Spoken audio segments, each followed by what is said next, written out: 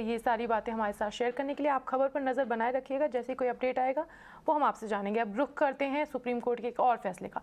Cyrus मिस्त्री को supreme court से बड़ा झटका लगा है। सुप्रीम कोर्ट ने टाटा मिस्त्री विवाद में पुनर्विचार के लिए जो याचिका दायर की गई थी, उसमें साइरस मिस्त्री की याचिका को खारिज कर दिया है। कोर्ट ने कहा है कि पुनर्विचार याचिका में उन्हें कोई आधार नहीं मिला है। अपनी याचिका में साइरस मिस्त्री ने सुप्रीम कोर्ट से 26 मार्च 2021 के उस फैसले पर विचार करने की बात कही थी जिसमें सुप्रीम कोर्ट ने टाटा ग्रुप के पक्ष में फैसला सुनाया था।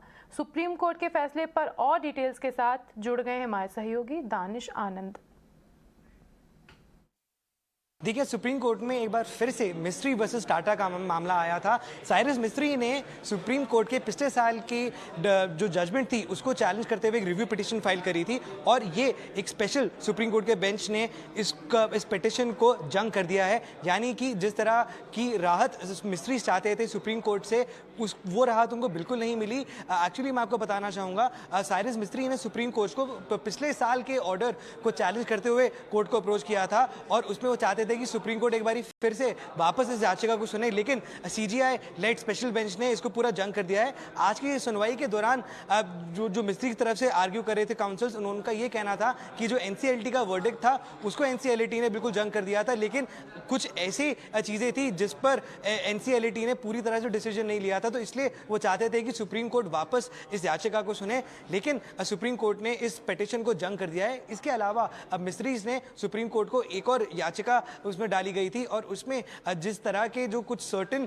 ऑब्जर्वेशंस थे सुप्रीम कोर्ट के मिस्त्री के खिलाफ जजमेंट में, उसको वो रिमूव करना चाहते थे।